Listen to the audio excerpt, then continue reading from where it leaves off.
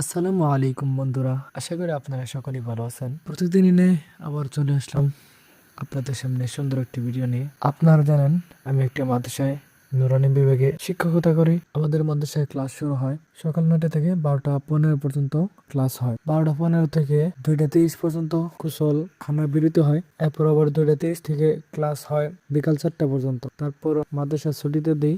আজকে যেহেতু বৃহস্পতিবার, তাই আজকে কোনো ক্লাস নাই। এর জন্য আজকে অনেক সময় পেয়েছি, তার জন্য এই কাজটি আজকে করতে পারতেছি। এখানে প্রথম চাপ কূপ দেওয়া হয়েছে, এখন আবার একটি করে কূপ দিয়ে যাব, তারপর কিছুদিন রেখে দিব। তারপর ময়লা আবর্জনা যেগুলো আছে এগুলো পচন ধরলে আবার আরেকটা করে কূপ দিয়ে তারপর এখানে ঢেঁড়স এবং পুঁইশাক এই দুইটা রোপণ করে দেবো ইনশাল্লাহ। তার পাশাপাশি এখানে পাট শাকও দিতে পারি, যেহেতু অল্প জায়গা, তার জন্য অল্প অল্প সবকিছু করবো, যাতে করে আমাদের কিনে না খেতে হয়, যাতে করে ফ্যামিলি চাহিদাটা এখান থেকেই পূরণ হয়। কেউ যদি বাড়ির আঙ্গিনায় বাড়ির পাশে কি অল্প অল্প যদি সবজি চাষ করে, তাহলে তার আমার মনে হয় না তার কোনো সমস্যা হবে বাজার থেকে কিনে খেতে হবে।